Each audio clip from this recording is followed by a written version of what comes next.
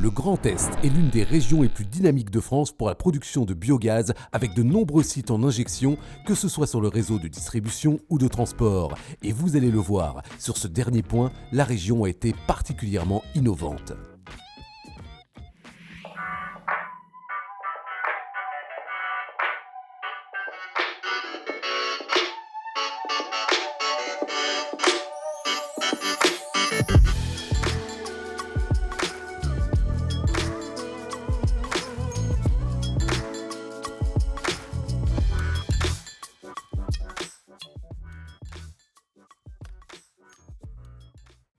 Mais la région Grand Est a beau être meneuse dans la production de biométhane, on peut voir venir un problème. Selon l'Association des méthaniseurs de France, la filière connaît un net ralentissement sur la création de nouveaux sites et cela se ressent également dans la région.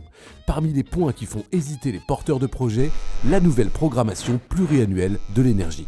Alors aujourd'hui, tous ceux qui étaient vraiment prêts, très dynamiques à aller vers la méthanisation ont quelque part développé leur projet sur la base d'une programmation avec une PPE programmée par l'État.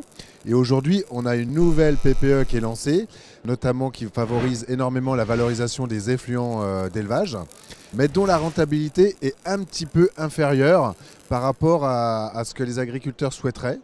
Et donc, les porteurs de projets se posent quand même la question, avec l'augmentation des coûts des matières, des constructions, de l'inflation, des taux d'intérêt, sur les modèles économiques. De nouvelles perspectives sont donc nécessaires pour les porteurs de projets. Or, le 2 mars dernier, cette station BioGNV a été inaugurée à Lexy en Meurthe-et-Moselle. Elle présente justement un modèle économique original, valorisant la production de biogaz du territoire et qui ouvre de nouvelles pistes de réflexion. Donc là, l'idée, c'est de pouvoir finalement valoriser le biogaz qu'on a fait et d'aller jusqu'au consommateur final pour essayer justement de conserver un maximum de valeur sur le territoire. Et donc, c'est une franchise qui permet que des stations-service appartiennent au territoire, c'est-à-dire à ceux qui ont le gisement et à ceux qui ont l'usage. Et donc là, la franchise a 30% du capital et ceux qui vont utiliser la station, les 70%. Et du coup, finalement, ils sont maîtres de leur destin en étant propriétaires de leur propre station.